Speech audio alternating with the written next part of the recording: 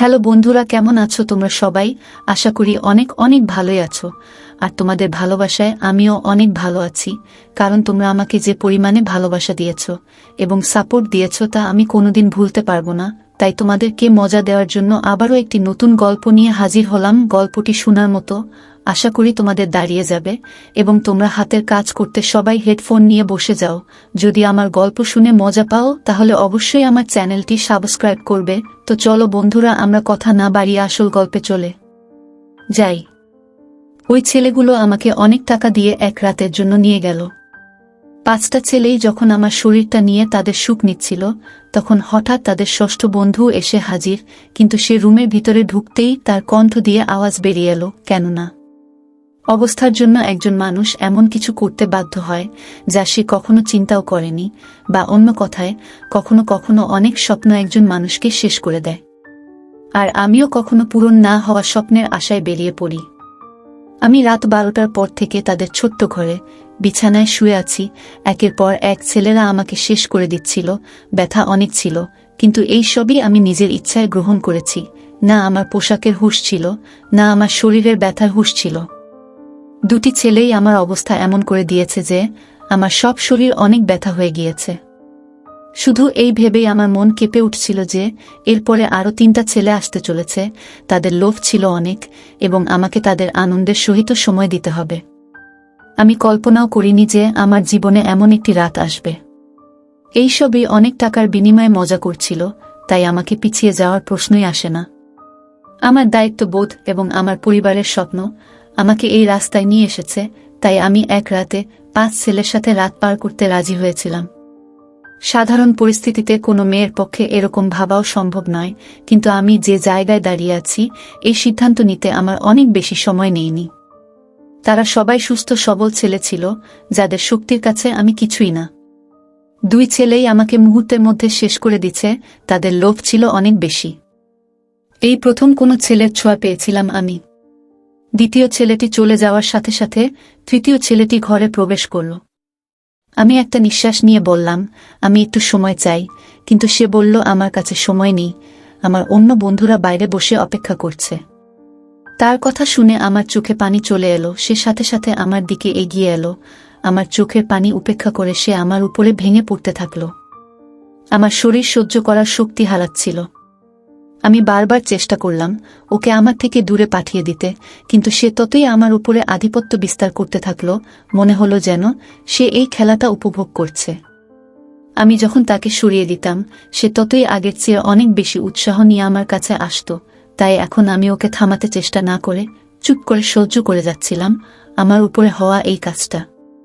1.5 ঘন্টা ধরে সে তার সুখ মেটাতে থাকল, আর যাবার সময় আমার শরীরে দাগ দিয়ে বলল সুযোগ পেলে আবার আমার সাথে সময় পার করতে আসবে। সে চলে যাওয়ার পরে আমি আমার শরীরের দিকে তাকিয়ে অবাক হয়ে উঠলাম। শরীরের এমন কোনো অংশ নেই যেখানে দাগ নেই। তৃতীয় ছেলে তো আমাকে সবচেয়ে বেশি কষ্ট দিয়েছে। বিভিন্ন স্থানে তার দাগের চিহ্ন ছিল, এবং তারপরের 2 ছেলেও ঘণ্টাখানেক আমাকে তাদের সুখের শিকার বানালো। তারা আমার প্রতি বিন্দুমাত্র দয়া দেখায়নি, এবং কেন দেখাবে? ওরা আমার একটা রাত একটা বড় অঙ্কের টাকার বিনিময়ে কিনেছে। তারা শুধু তাদের সুখ নিচ্ছে। আর এই একটা রাত আমার জীবনের সবচেয়ে অন্ধকার রাত হয়ে গিয়েছে। আমার অবস্থা এমন হয়েছিল যে আমার কোনো জ্ঞান ছিল না। ব্যথার কারণে আমি এদিক ওদিক ঘুরতেও পারছিলাম না। আমার চোখ আস্তে আস্তে বন্ধ হতে শুরু করে। তখনই তারা আমাকে বলল যে তাদের একজন বন্ধু এসেছে। তাকে অস্বীকার করার বা তার বিরুদ্ধে প্রতিবাদ করার মতো শক্তিও আমার অবশিষ্ট ছিল না। ষষ্ঠ ছেলেটি রুমে এসে আমার বিছানার কাছে এসে আমাকে দেখেই তার আওয়াজ বেরিয়ে এলো। কি কারণে তার আওয়াজ বেরিয়ে এলো তা জানলে আপনারাও অবাক হয়ে যাবেন। আমার নাম মধুমিতা, আর আমার বয়স তখন মাত্র 22 বছর। আমি গ্রাজুয়েশন করেছিলাম, কিন্তু আজকাল স্নাতক কিছুই নয়। বিএড করার পরেও মানুষ ডিগ্রি হাতে নিয়ে রাস্তায় রাস্তায় ঘুরে বেড়ায়। এটার সঠিক ধারণা আমি তখন বুঝতে পারি যখন আমি চাকরি খুঁজতে বের হলাম। প্রতিটি কোম্পানির সামনে তরুণ তরুণীদের একটা বিশাল লাইন, নিজের সময় আসার অপেক্ষায়। এমন অবস্থায় আমার মতো একটা মেয়ে কোথায় চাকরি পাবে, যার না আছে কোনো অভিজ্ঞতা, না কোনো বড় ডিগ্রি? কিন্তু চাকরি পাওয়াটা আমার অনেক প্রয়োজন হয়ে দাঁড়িয়েছিল, কারণ বাবা এই পৃথিবী ছেড়ে চলে যাওয়াতে আমাদের অবস্থা অনেক খারাপ হয়ে গিয়েছিল। বাড়িতে বাবাই একমাত্র উপার্জনকারী ছিলেন, আর আমরা 3 বোন অবিবাহিত ছিলাম। আমার বড় বোন শিক্ষিত না, তাই রোজগারের দায়িত্ব আমার উপরে এসে পড়ে। আমি যখন বাড়ি থেকে বের হলাম, তখন আমি বুঝতে পারলাম বাইরের জগৎটা কত কঠিন। এখন বুঝতে পারলাম বাবা কত কষ্ট করে আমাদের মুখে খাবার তুলে দিতেন। বাবার প্রতি আমার সব সময় রাগ হতো যে তিনি আমাদের ইচ্ছা পূরণ করেন না। আমার রাগে মন খারাপ হয়ে যেত, তবুও তিনি আমাকে অনেক আদর করে বলতেন, মা, চিন্তা করিস না, একদিন তোরও ভাগ্য ফিরবে। কিন্তু সেই দিন আর এলো না। একদিন বাবা ঘুমের মধ্যে এই পৃথিবী থেকে চলে গেলেন। যখন সকালে আমরা বুঝতে পারলাম যে বাবা আর আমাদের মধ্যে নেই, তখন আমরা বুঝতে পেরেছিলাম যে বাবা আমাদের জন্য কতটা ছিলেন। অন্তত তিনি আমাদের লোকের খারাপ দৃষ্টি থেকে রক্ষা করতেন, আর খাবারের মতো মৌলিক জিনিস থেকে বঞ্চিত ছিলাম না। বাবা এই পৃথিবী থেকে চলে যাওয়ার পরে কয়েকদিন পর্যন্ত আমাদের প্রতিবেশী ও পরিবারের সদস্যরা আমাদের সাহায্য করেছিল, কিন্তু আস্তে আস্তে সবাই যার যার জীবন নিয়ে ব্যস্ত হয়ে পড়ল। আজকের যুগে কে কাকে খাওয়াতে পারে? আমি চাকরির খোঁজে বাড়ি থেকে বেরোতে বাধ্য হয়েছিলাম, এবং আমি বুঝতে পেরেছিলাম যে বাইরের জগৎ মেয়েদের জন্য কতটা কঠিন। আমি কোনো কোম্পানিতে চাকরি পাইনি। প্রতিটি কোম্পানির বাইরে হাজার হাজার ছেলে দাঁড়িয়ে আছে। আমি স্কুলের দিকে গেলাম। যখন আমি ঘুরলাম, সেখানের অবস্থা আরও খারাপ। অর্ধেক দিনের বেশি কাজ করার পরিবর্তে মাসে মাত্র 6,000 টাকা পাওয়া যেত। সংসার খরচেই সব টাকা শেষ হয়ে যেত। এতেও স্কুলের মালিক আমাকে আমার অভিজ্ঞতার কথা জিজ্ঞেস করলে আমি চুপ হয়ে যেতাম।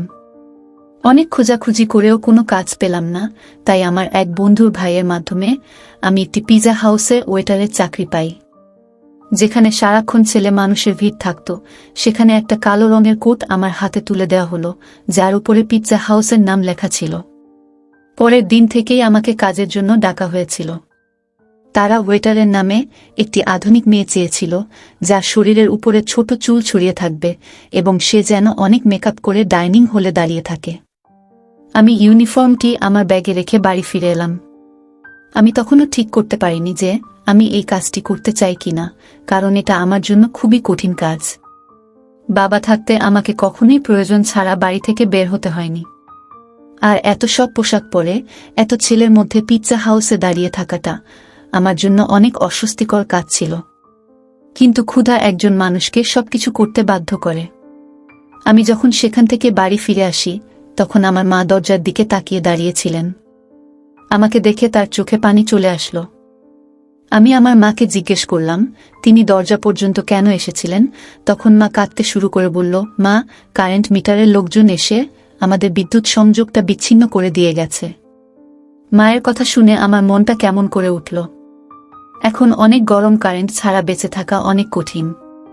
কিন্তু গত 2 মাস ধরে আমরা বিল দিতে পারিনি, সম্ভবত সে কারণেই আমাদের বিদ্যুৎ সংযোগটা বিচ্ছিন্ন করে দিয়েছে।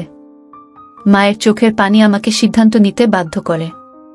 আমি মাকে ধরে বললাম, আমি একটা ভালো জায়গায় চাকরি পেয়েছি, কাল থেকে আমাকে কাজে যেতে হবে। মা আমার মাথায় হাত রেখে বললেন, এখন তুই আমাদের ভরসা, আর তোকেই তোর 2 বোনের বিয়ের ব্যবস্থা করতে হবে। মা আমার উপরে একটি ভারী দায়িত্ব দিয়ে দিলেন।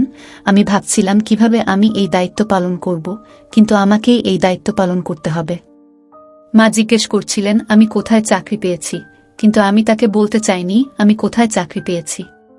তাই আমি মাকে বললাম যে আমি একটি বড় কোম্পানিতে একটি ভালো চাকরি পেয়েছি। আমার কাজের সময় ছিল বিকাল 3টা থেকে বিকাল 11টা পর্যন্ত। আমি অনেক কষ্টে মাকে এই কথাটা বলেছিলাম। আমার চাকরির সময় জেনে তিনি অবাক হয়ে আমার দিকে তাকাতে থাকলেন যে এটা কোনো কোম্পানি যেখানে বিকেল 3টায় তোকে কাজে ডাকে। আমি মিথ্যা বলেছিলাম যে এটা একটা মাল্টিন্যাশনাল কোম্পানি, এখানে 24 ঘন্টা কাজ চলে। এই সময়ে আমাদের টাকার এত প্রয়োজন ছিল যে তিনি আমাকে প্রশ্ন করার পরিবর্তে আমার মা আমাকে অনেক আশীর্বাদ করলেন। পরের দিন দুপুর 2টায় পিৎজা হাউসের জন্য বেরিয়ে পড়লাম। আমি কি জানতাম এখান থেকে আমার ভাগ্য আমাকে কোথায় নিয়ে যাবে। পিৎজা হাউসে আসার পর ইউনিফর্ম চেঞ্জ করছিলাম।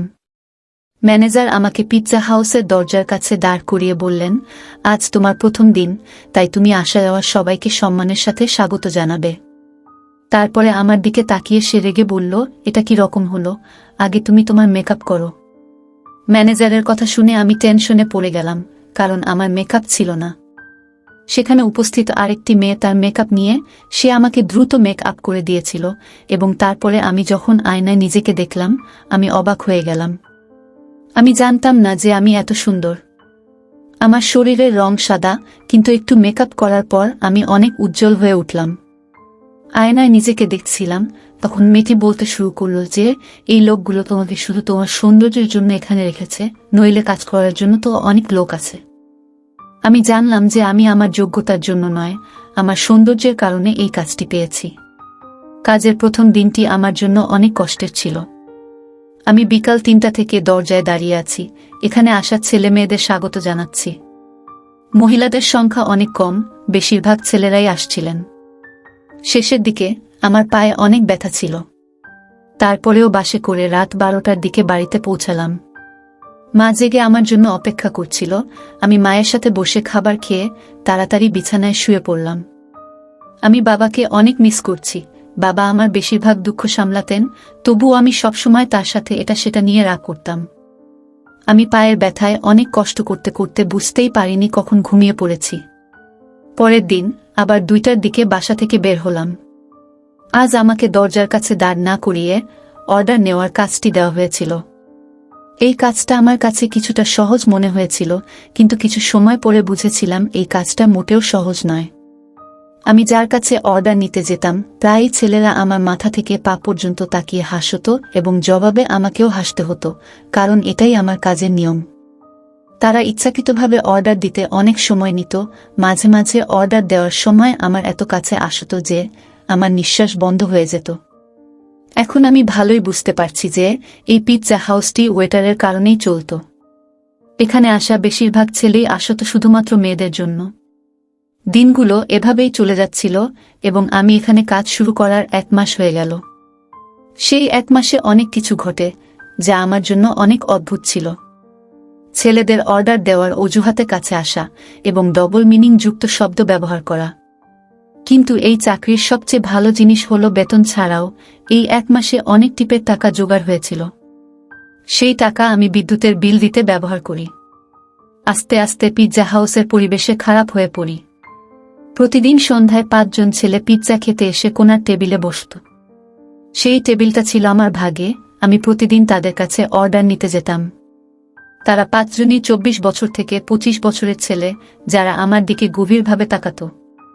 আজও যখন আমি তাদের কাছে অর্ডার নিতে গেলাম, তাদের একজন জিজ্ঞেস করে, তুমি এখানে বাধ্য হয়ে কাজ করতাই না? আমি হ্যাঁ বলে দিলাম। সে সাথে সাথে তার কার্ডটি বের করে আমার সামনে রেখে বলল, তোমাকে অনেক ভদ্র মেয়ে বলে মনে হচ্ছে। যদি তোমার কোনো সাহায্যের প্রয়োজন হয় তবে দয়া করে আমাকে মনে রেখো। আমি কিছু না ভেবেই কার্ডটি নিয়ে আমার কোটের পকেটে রাখলাম। আমি যখন কার্ডটি নিলাম, সে হাসল। তারপরে এই চলতে থাকল। প্রতিদিন আমি তাদের অর্ডার নিতে যেতাম, তাদের একজন আমাকে প্রশ্ন করত। এইভাবে প্রতিদিনের কথা বলার কারণে আমাদের মধ্যে কিছুটা বন্ধুত্বপূর্ণ সম্পর্ক তৈরি হয়। 2য় মাসও দেখতে দেখতে পার হয়ে গেল।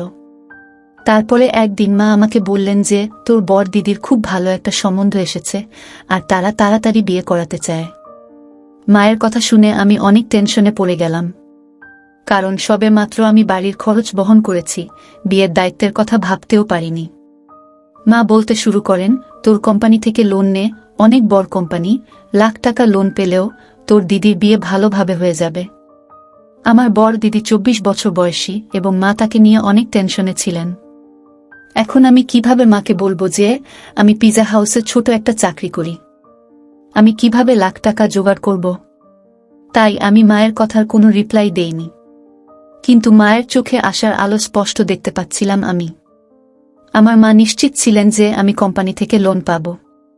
আর আমি ভাবছিলাম আমার মিথ্যা আমাকে কিভাবে ফাঁসিয়ে দিয়েছে। পরের দিন আমি কাজের সময় সারাক্ষণ টেনশনে ছিলাম, যেটি আমার সাথে কাজ করা মেয়েটি লক্ষ্য করেছিল। সে আমাকে বলল, মধুমিতা, তোমার অনেক মন খারাপ মনে হচ্ছে। আমি তাকে বলেই দিলাম আমার বড় দিদির বিয়ে দিতে হবে, কিন্তু আমার কাছে এত টাকা নেই। আমার কথা শুনে সে বলল, তাহলে এত খরচ করার কি দরকার, কোনোরকম ভাবে বিয়ে দিয়ে ছেড়ে দাও। ওর কথা শুনে আমি চিন্তায় পড়ে গেলাম। ও ঠিকই তো বলছে, এত বড় করে করার কি দরকার? বাড়িতে এসে মাকে পরামর্শ দিলাম দিদিকে সাধারণভাবে বিদায় দিতে, কিন্তু আমার কথা শুনে মা বলতে শুরু করেন যে আমাদের অবস্থার কথা সবাই জানে না। ছেলের পরিবার আগে থেকেই টাকার একটা লম্বা লিস্ট ধরিয়ে দিয়েছে, আর এখন যদি তোর দিদিকে খালি হাতে বিদায় দেই তাহলে ওর শ্বশুরবাড়ির লোকেরা সারা জীবন ওকে কথা শোনাতে থাকবে। মায়ের কথা শুনে আমি রেগে গিয়ে বললাম, দিদির এমন জায়গায় বিয়ে দেওয়ার কি দরকার? আমার কথা শুনে তিনি রেগে গিয়ে বললেন, অনেক কষ্টে একটা ভালো সম্বন্ধ এসেছে, তাতেও তুই দোষ খুঁজছিস। আজ যদি তোর বাবা বেঁচে থাকতেন তাহলে এসব নিয়ে আমাকে ভাবতে হতো না, যে কোনো উপায়ে তিনি মেয়ের বিয়ের টাকা জোগাড় করতেন। মায়ের চোখে পানি দেখে আমার মনে অনেক কষ্ট পেলাম। তিনি তো ঠিকই বলেছেন, বাবা বেঁচে থাকলে কোনো না কোনোভাবে টাকা জোগাড় করতেন। আমি মাকে ধরে কথা দিলাম যে আমি তাড়াতাড়ি টাকার ব্যবস্থা করে দেব। আমি নিজেও জানতাম না এত টাকা কোথায় পাব আমি। বাবার ছায়া সত্যি সন্তানের জন্য বড় আশীর্বাদ। তারা নিজের জীবনের ঝুঁকি নিয়েও সন্তানকে জীবনের সব সুখ দেয়। আমার পক্ষে বাবার জায়গাটা নেওয়া অনেক কঠিন ছিল। এইভাবে টেনশনেই দিনগুলো পার হয়ে যাচ্ছিল। পিৎজা হাউসের ম্যানেজারের সাথে টাকার কথা বলেছিলাম, কিন্তু আমার কথা শুনে তিনি এমনভাবে আমার দিকে তাকালেন যে আমি নিজেই মাটিতে পড়ে যেতে চাইলাম। ওই ছেলেগুলো প্রতিদিন পিৎজা খেতে আসতো। আমি ওদের অর্ডার নিতে সেখানে গেলে ওদের একজন জিজ্ঞেস করল, কি ব্যাপার, আজ তোমাকে অনেক বিষণ্ণ দেখাচ্ছে কেন জানি না। তার কথা শুনে আমার চোখে পানি চলে এলো। সে বারবার বলতে থাকলো আমার সমস্যা তাকে জানাতে। না চাইলেও আমি তাকে আমার সমস্যার কথাটা বললাম, কারণ আমিও এমন একজনকে খুঁজছিলাম যার সাথে আমি আমার অনুভূতি এবং কষ্ট শেয়ার করতে পারি। আমার কথা শুনে তার মুখে হাসি ফুটে উঠল এবং বলল, তুমি এত ছোট একটা ব্যাপারের জন্য মন খারাপ করেছ কেন? আমরা তোমাকে আমাদের কার্ড কি জন্য দিয়েছিলাম, যাতে কোনো সমস্যা হলে তুমি আমাদের মনে রাখতে পারো। আমি অবাক চোখে তাকিয়ে রইলাম। আমি কল্পনাও করতে পারিনি যে ওই 5 অপরিচিত ছেলে আমাকে টাকা দিতে পারে, কিন্তু তারা 5 জনই সাথে সাথে আমাকে লাখ টাকা অফার করল। আমি তাদের দিকে তাকিয়ে রইলাম। সে বলল যে 20,000 টাকা দেওয়া তাদের জন্য কোনো ব্যাপার না, তবে আমাকেও তাদের জন্য কিছু কাজ করতে হবে। তাদের কথা শুনে আমি অনেক সময় ধরে চেষ্টা করেও বুঝতে পারলাম না আমি ওদের কি কাজ করতে পারি। তারপরে আমি অবাক হয়ে গেলাম এবং বললাম যে আমি একটা বড় পরিবারের মেয়ে নয়, আমি কোনো খারাপ কাজ করতে পারবো না। তারা হেসে বলল যে আমরা শুধু প্রস্তাব দিয়েছি, অ্যাকসেপ্ট করা বা না করা তোমার ইচ্ছে, কিন্তু আজকের সময় নিজের হলেও কেউ তোমাকে 1 লাখ টাকা দেবে না। কথা তো তাদেরও ঠিক, কিন্তু আমি আমার সব হারিয়ে লাখ টাকা পেতে চাইনি, তাই আমি তাদের না করে দিলাম। যখন বাড়ি ফিরলাম তখনও মা ও দিদি আমার জন্য অপেক্ষা করে বসেছিলেন। মা জানান দিদির শ্বশুর বাড়ির লোকজন 1 মাস পর বিয়ের কথা বলছে এবং তারা তাদের ছোট ছেলের জন্য দিদির পাশাপাশি মেজ দিদিকেও তাদের বাড়ির বউ করতে চায়। এতে 1 খরচে 2 বিয়ে হয়ে যাবে। মেজ দিদির সম্বন্ধের কথা শুনে খুশি হয়েছিলাম, কিন্তু 1 মাসের কথা শুনে আমার জীবন শেষ হয়ে যাচ্ছিল। টাকার কোনো খবর নেই আর মা আশায় রয়েছেন। আমি একবার দিদির মুখের দিকে তাকালাম। অনেকদিন পরে সেখানে খুশির আভা দেখতে পেলাম। আমি আমার দিদির শ্বশুর বাড়ির লোকেদের সাথেও দেখা করেছি। সত্যি তারা অনেক ভালো মানুষ, কিন্তু আজকের সময় টাকা ছাড়া কে মেয়ে বিদায় করে তারাও এই সমাজেই বাস করে। আমি চিরকাল আমার বোনেদের সুখ দেখতে চেয়েছিলাম। আমি মাকে বললাম, তুমি বিয়ের সব কিছু ঠিক করো, টাকার ব্যবস্থা হয়ে যাবে। আমার কথা শুনে ঘরে খুশির জোয়ার বইল, কিন্তু তারা জানতো না তাদের এই খুশি আমার সম্মানের বিনিময়ে মিলেছে। পরের দিন আমি সেই 5 ছেলের কথায় রাজি হয়ে যাই। তারা হেসে বলল, আমরা জানতাম তুমি রাজি হবে। তারা 5 জনই প্রস্তাব দিল তারা আমাকে 1 রাতের জন্য তাদের সাথে নিয়ে যাবে। আমি আমার মাকে বললাম যে বছর শেষ হওয়ার কারণে কোম্পানিতে অনেক কাজ আছে, তাই আমাকে কোম্পানিতে 1 রাত থাকতে হবে। আর কোম্পানি আমার লোন পাস করেছে, তাই আমাকে তাদের কথা মানতে হয়েছে। লোন পাস হওয়ার কথা শুনে মা এত খুশি হয়েছিলেন যে তিনি আমাকে রাতে থাকার অনুমতিও দিয়ে দেন। আর আমি পিৎজা হাউস থেকে ছুটির পরে ওই 5 ছেলের সাথে চলে গেলাম। তারা আমার সম্মান নষ্ট করেছিল। যখন 6ষ্ঠ ছেলেটি ভিতরে আসে, আমাকে দেখে তার আওয়াজ বেরিয়ে গেল, কারণ সব বিছানা ময়লা হয়ে নষ্ট হয়ে গেছিল এবং আমি জীবনের শেষ নিঃশ্বাস নিচ্ছিলাম। সে সাথে সাথে আমাকে গাড়িতে নিয়ে একটি ছোট হাসপাতালে নিয়ে আসে। সেখানে ডাক্তার তার পরিচিত কেউ ছিল। কয়েক ঘন্টা আইসিইউতে থাকার পরে আমার অবস্থা কিছুটা ভালো হলো, কিন্তু আমার শরীর আমার সম্মান সাক্ষ্য দিচ্ছিল। সেই ছেলেটিও সেই 5 জনের বন্ধু ছিল, কিন্তু তার মধ্যে কিছুটা মানবতা ছিল এবং আমার প্রতি তার দয়া হয়েছিল। নইলে হয়তো আমি ওই বিছানাতেই শেষ হয়ে যেতাম। আমি আমার মাকে ফোন করে বলেছিলাম যে আমাকে কোম্পানি থেকে ছাড়েনি। ছেলেটি নিজেই হাসপাতালের সব খরচ বহন করেছিল এবং তার বন্ধুদের কাছ থেকে 1,00,000 টাকা নিয়ে আমাকে দিয়েছিল। ওই 5 জন অনেক বড়লোক বিজনেসম্যান বাবার ছেলে ছিল, যারা চাইলে আমার সম্মান নষ্ট না করেও সাহায্য করতে পারত। আমি সুস্থ হওয়ার পরে আমাকে হাসপাতাল থেকে ছেড়ে দেওয়া হয় এবং টাকাও আমার হাতে আসে, কিন্তু এখন কিছুই আগের মতো ছিল না। ছেলেটি আমাকে তার কারখানায় চাকরির প্রস্তাব দিয়েছিল এবং আমাকে বলেছিল যে আমি সেখানে সম্মানের সাথে কাজ করতে পারব। আজ আমার 2 বোনের বিয়ে হয়ে গেছে এবং আমি ওই ছেলেটির কারখানায় কাজ করছি। একটা কথা আমি ভালোভাবে বুঝতে পেরেছি যে বর্তমান সময়ে বিনা স্বার্থে সাহায্যকারীর সংখ্যা হাতে গোনা কয়েকজন আছে। কাজ করা মেয়েদের প্রতি সর্বদা সম্মানের চোখে তাকান, কারণ তারা অনেক অসহায় হয়ে ঘর থেকে বের হয়, এমনকি তারা খারাপ পোশাক পরে পিজা হাউসের দরজায় দাঁড়িয়ে থাকতেও দ্বিধাবোধ করে না। বন্ধুরা, গল্পটি আপনাদের কেমন মনে হলো তা কমেন্টের মাধ্যমে জানাবেন। বন্ধুরা, আজকের ভিডিওটা এখানেই শেষ করলাম। অনেক কষ্ট করে ভিডিওটি আপনাদের জন্য বানিয়েছি। যদি ভিডিওটি আপনাদের ভালো লেগে থাকে তাহলে একটা লাইক করবেন এবং চ্যানেলটি অবশ্যই সাবস্ক্রাইব করবেন। এই আশা ব্যক্ত রেখে আপনাদের কাছ থেকে বিদায় নিচ্ছি আমি। দেখা হবে আগামীকালের নতুন কোনো ভিডিওতে। সে পর্যন্ত সবাই ভালো থাকুন, সুস্থ থাকুন। ধন্যবাদ।